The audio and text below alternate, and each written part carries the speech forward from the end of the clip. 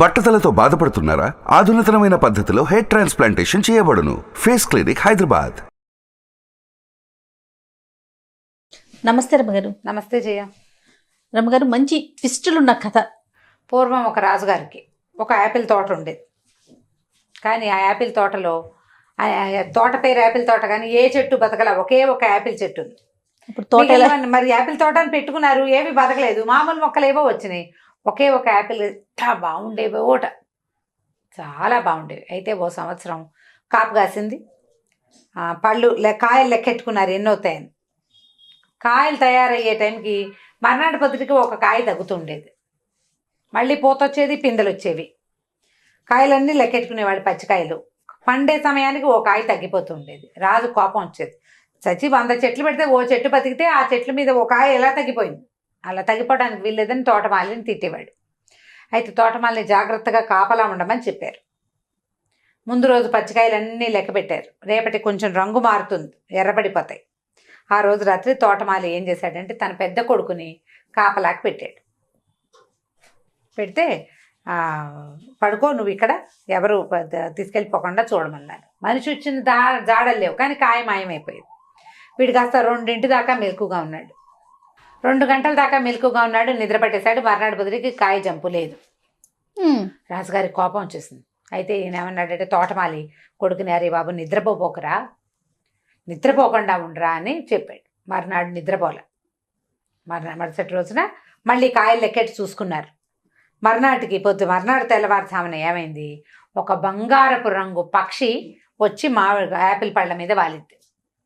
అదే కొట్టేస్తూ కోసేస్తోంది. వీడేం చేశాడు, చూసి దాని మీద బాణం వేశాడు. వేసేసరికల్లా పండు పట్టుకెళ్ళిపోయింది, కానీ దాని ఈక ఒకటి రాలి కింద పడింది. పొద్దునే ఆ ఈక పుచ్చుకొని రాజుగారి చూపించారు, ఈ ఫలానా పక్షి వస్తుంది, అదే ఈ కాయలు కొట్టేస్తుంది అంటే. రాజుగారు తన సలహాదారులని అందరినీ పిలిచి చూపించాడు. బంగారపు ఈక అది, ఎంత బాగుందో.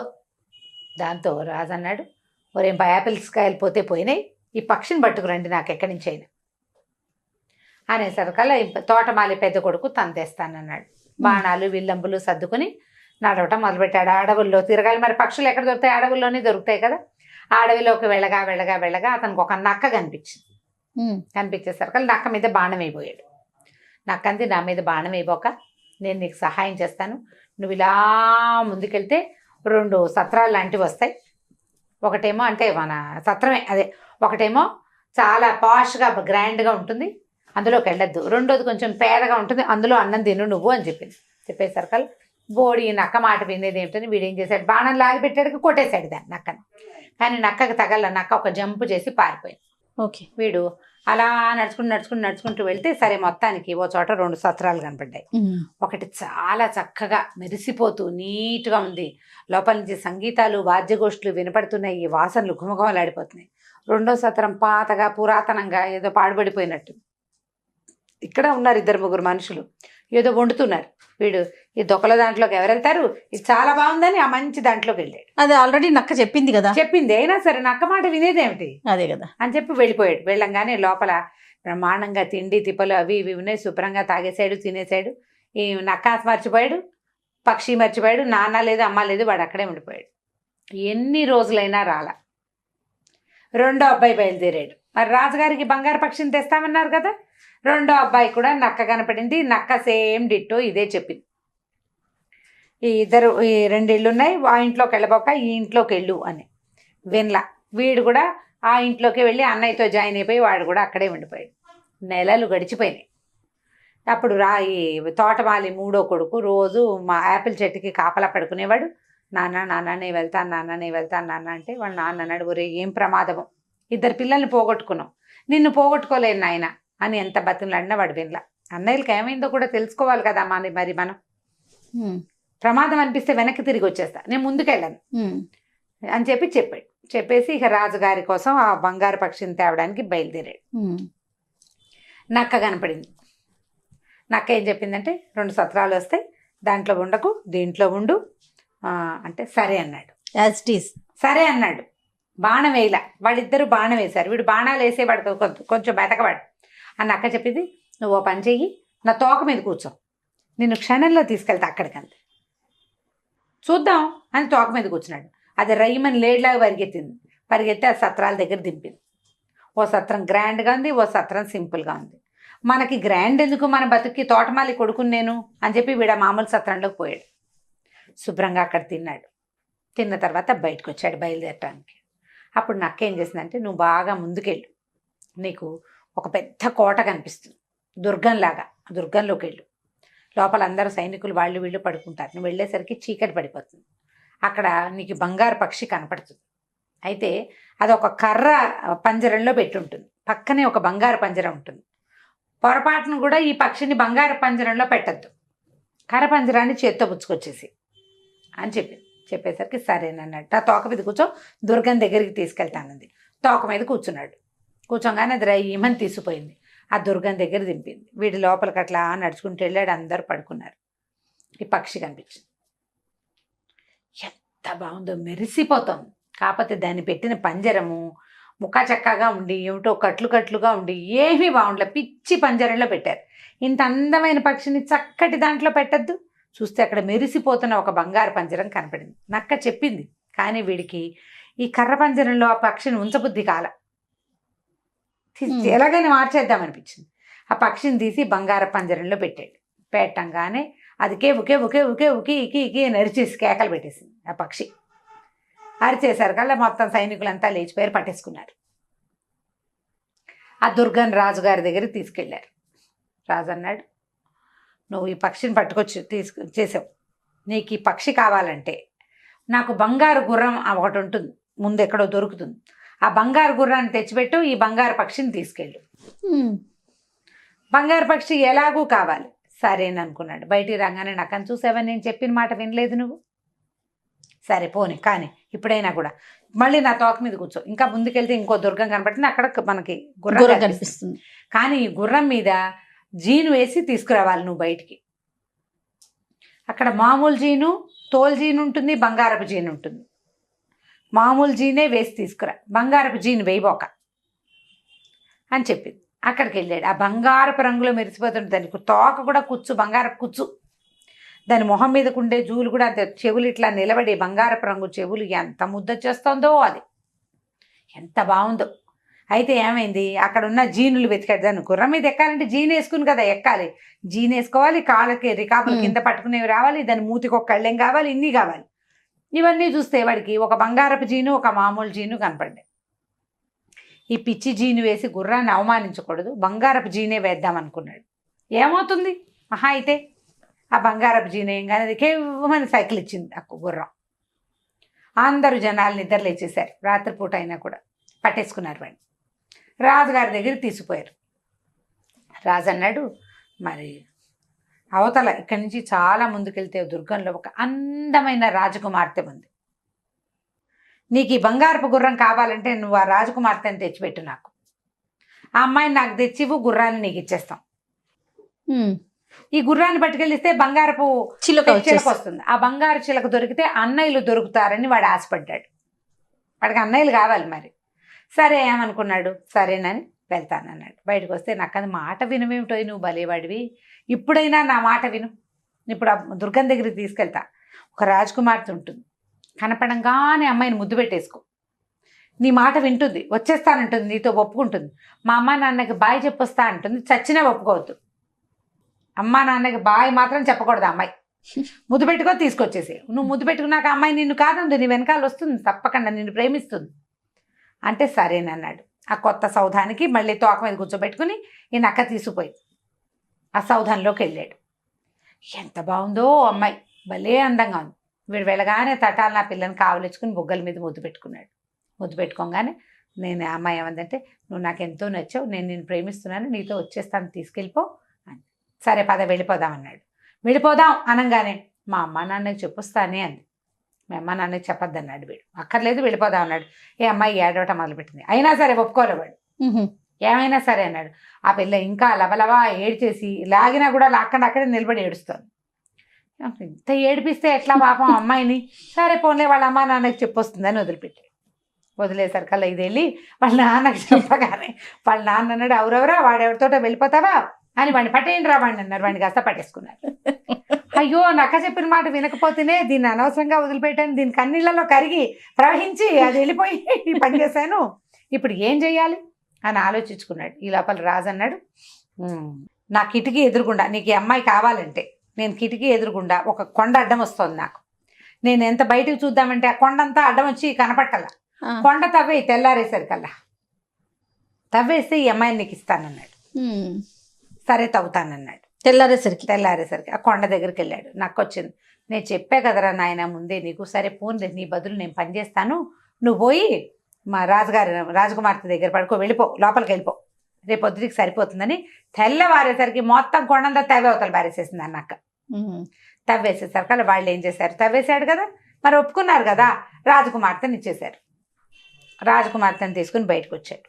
బయటకు వస్తే నక్క ఏం చెప్పిందంటే, నువ్వు మంచివాడి పోయి నువ్వు ఓ పని చేద్దాం, నువ్వు రాజకుమార్తెతో పాటు గుర్రాన్ని పక్షిని కూడా నువ్వే తీసుకెళ్ళిపోదు కానీ నువ్వేం చేస్తావంటే రాజకుమార్తెని తీసుకెళ్ళి చూపిస్తావు వాళ్ళకి, వాళ్ళు నీకు గుర్రాన్ని ఇస్తారు, నువ్వు గుర్రం బాగా నడుస్తుందో లేదో చూస్తానని గుర్రం ఎక్కు, అమ్మాయిని ఒక లాగి ఎక్కి మీద కూర్చోబెట్టి తీసుకో, పారిపోయి వచ్చేసే బయటికి, ఇక అక్కడ అందద్దు, గుర్రం ఎక్కావా నిన్నెవరు పట్టుకోలేరు, కింద నుంచి పరిశీలించద్దు, ఎక్కాకే పరిశీలించాలి నువ్వు అనేసరికి వీడు మళ్ళీ వెనక్కి వెళ్ళాడు.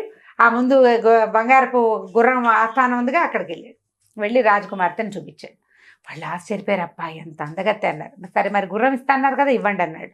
గుర్రం రాగానే టెస్ట్ చేస్తానన్నాడు. వాళ్ళు అన్నారు ఎక్కకుండా దీని చుట్టూతా తిరిగి పరీక్షించమన్నారు. వాడు ఒప్పుకోలే. ఎక్కితే కదా గుర్రం సంగతి ఎలా తెలుస్తుంది, పరిగెడుతుందో లేదో, ఒక టెస్ట్ డ్రైవ్ లాగా చేస్తాను, అది అసలు ఒకళ్ళని మోయగలుగుతుందో ఇద్దరిని మోయగలుగుతుందో నాకు తెలియద్దు అని చెప్పి గుర్రం ఎక్కి కూర్చోగానే అది రెడీ అయిపోయింది. వెంటనే ఈ అబ్బాయి ఏం చేశాడు, ఈ అమ్మాయిని ఒక లాగి తన వెనకాల కూర్చోబెట్టేసుకున్నాడు. పరుగు ఉడాయించేశాడు. అక్కడి నుంచి పరిగెత్తుకుంటూ బయటకు వచ్చేసాడు. నక్క మళ్ళీ కనిపించింది. నక్క ఏం చెప్పిందంటే, మనం ఇప్పుడు గుర్రాన్ని తెచ్చావా, గుర్రాన్ని అప్పచెప్పి వాళ్ళు పక్షిని ఇస్తారు, నేను రాజకుమార్తె గుర్రము బయటే ఉంటాం, రాజకుమార్తె బయటే ఉంటాయి, వాళ్ళు వచ్చి గుర్రాన్ని చూసి నీకు పక్షిని ఇస్తారు, ఆ పక్షిని చేత్తో పుచ్చుకొని మళ్ళీ గుర్రం ఎక్కేసి పారిపోదాం మనం, పక్షిని కూడా వాళ్ళకి అదే గుర్రాన్ని కూడా వాళ్ళకి వదిలిపెట్టద్దని. సరే బాగానే ఉంది. ఈసారి అక్కడికి వెళ్ళాడు, వాళ్ళకి గుర్రాన్ని చూపించాడు. గుర్రాన్ని చూశారు వాళ్ళు, చాలా బాగుంది అనుకున్నారు. మరి బంగారు పక్షిని ఇవ్వండి నాకు అన్నాడు. సరే వాళ్ళు గుర్రాన్ని పక్కన నుంచోబెట్టి పక్షిని ఇవ్వండి అంటే ఇస్తామన్నారు. ఇతను ఏం చేశాడు, గుర్రం మీద ఎక్కి కూర్చున్నాడు. వాళ్ళు దిగమంటం తెలియలే, వాళ్ళకి దిగమంటం తెలియలేదు, గుర్రాన్ని పరిశీలిస్తున్నారు అంతే. ఆ పక్షిని ఇవ్వగానే ఇతను వెంటనే గుర్రాన్ని ఒక అదిలింపదిలిచ్చే సర్కల్ అది పరిగెత్తేసి, గుర్రం మీద ఉంటే వాడిని ఎవరు పట్టుకోలేరు కదా, బయటకు వచ్చేసి రాజకుమార్తెను ఎక్కించుకున్నాడు. నక్క కూడా వాళ్ళతో పాటు పరిగెత్తుకుంటూ వచ్చేసింది. ఈ బంగార పక్షిని తీసుకుని కూడా బయటకు వచ్చేసాడు. పక్షి, అమ్మాయి, గుర్రం, మీరు ముగ్గురు వీడితో పాటే ఉన్నారు. ఇంకా అన్నలు దొరకాలి. బయటకు వచ్చాక నక్క ఏమడిందంటే, నాకు ఒక్క ఉపకారం చేస్తావా, నన్ను చంపేసి నా మెడ నరికేసి నా కాళ్ళు నరికేసి అని అడిగింది. ఈ రాజకుమారుడు ఒప్పుకోవాలి, నేను అట్లాంటి పని చేయను, నీకు నక్క జన్మ అంటే ఎంత విసుగున్నా సరే నువ్వు నాకు సహాయం చేసావు, సహాయం చేసిన వాడికి అపకారం చేయొచ్చా, నేను ససేమిరా చేయనంటే నక్క కొంచెంసేపు ఏడ్చింది. సరేలే నువ్వు చెయ్యవు, నాకు తెలుసు నువ్వు మంచివాడివి, మరి సరే ఓ పని చెయ్యి, నువ్వు వెళ్ళే దారిలో నీకు 2 సలహాలు చెప్తాను. ఎప్పుడు ఉరివేయబడుతున్న వాళ్ళని ఆపద్దు, ఉరిశిక్ష పడే వాళ్ళని ఆపడానికి ట్రై చేయొద్దు. తర్వాత నదీ ప్రాంతంలో నదీ తీరంలో పడుకోవద్దు. ఈ 2 చేయబోక జాగ్రత్తగా వెళ్ళు, ఈ అమ్మాయిని తీసుకుని వెళ్ళిపో నువ్వని. వీడు గుర్రం మీద అమ్మాయిని చక్కగా చిలకని పట్టుకుని బయలుదేరి వెళ్ళాడు. వెళ్ళేసరికల్లా ఒక ఊరు చేరేసరికల్లా, అది ఏ ఊరు, ఎక్కడైతే 2 సత్రాలు ఉన్నాయో ఆ ఊరు చేరాడు. అక్కడ జనాలంతా ఊరేగింపుగా ఎవరినో తీసుకెళ్తుంటే తీరా చూస్తే ఎవరోట 2 దొంగలట, ఆ దొంగల్ని ఊరేస్తున్నారు. వీడు పోయి చూస్తే వీళ్ళ అన్నయ్యలే వాళ్ళిద్దరు. అదేమిటి వీళ్ళు మా అన్నయ్యని పట్టుకున్నారని వీడు పరిగెత్తుకుంటూ వెళ్ళాడు. వీళ్ళు మా అన్నయ్యలు, మరి వాళ్ళని వదిలిపెట్టేయండి, ఊరైపోకండి అని బతిలాడితే వాళ్ళు ఏమన్నారు, అది కాదు వీళ్ళు ఏం చేశారంటే ఈ సత్రంలో చేరారు, అక్కడ తాగేసి తినేసి పేకాట ఆడేసి బాగా డబ్బులన్నీ ఉడాయించారు, డబ్బుల కోసం దొంగతనాలు చేస్తున్నారు, దొంగతనం చేస్తూ పట్టుపడ్డారు, వాళ్ళు అక్కడ బాకీ పడిన డబ్బు, తర్వాత ఏమో ఈ దొంగతనం చేసిన డబ్బు ఇచ్చేస్తే వదిలేస్తామన్నారు. మొట్టమొదట అతను రాజకుమార్తెను తీసుకుని వచ్చేటప్పుడు వాళ్ళు బోలెడంత డబ్బు ఇచ్చారు రాజుగారు వాళ్ళు.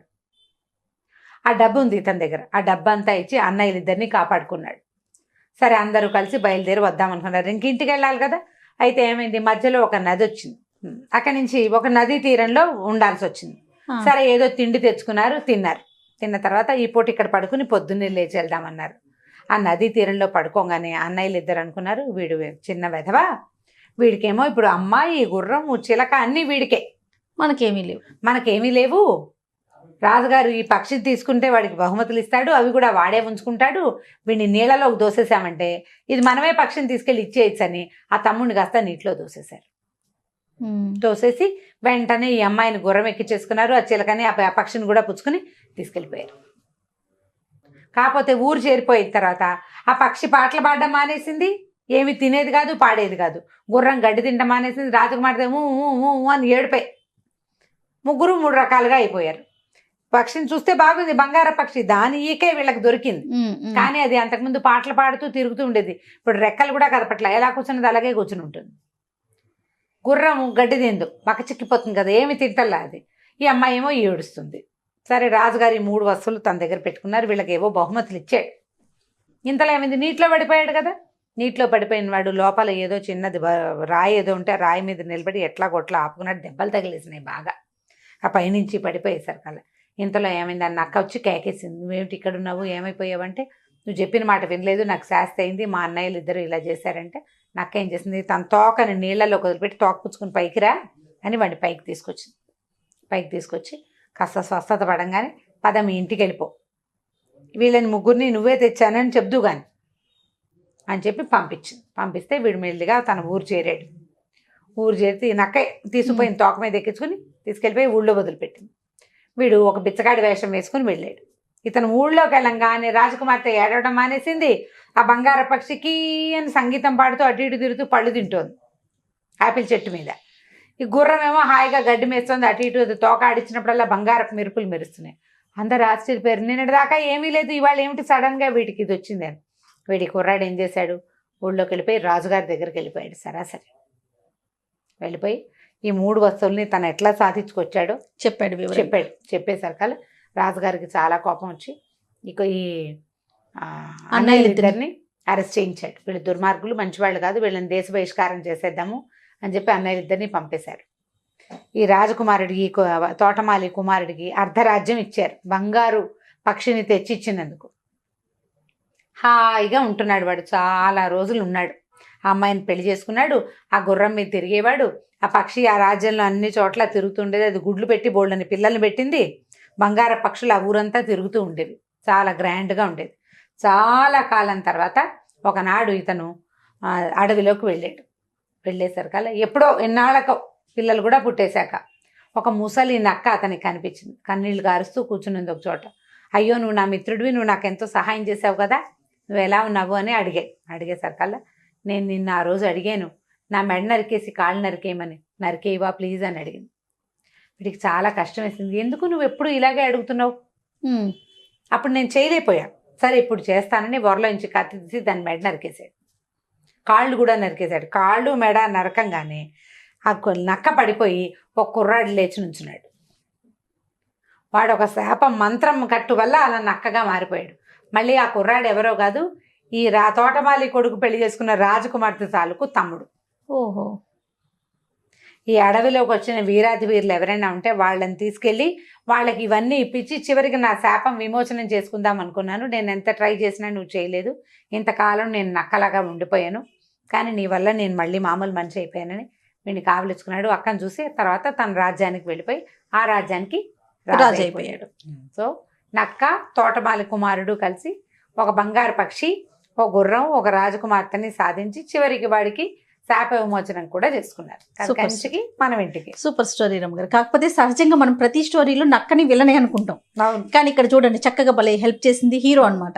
అదే రైట్ రమ్మ గారు, నమస్తే. నమస్తే జయ.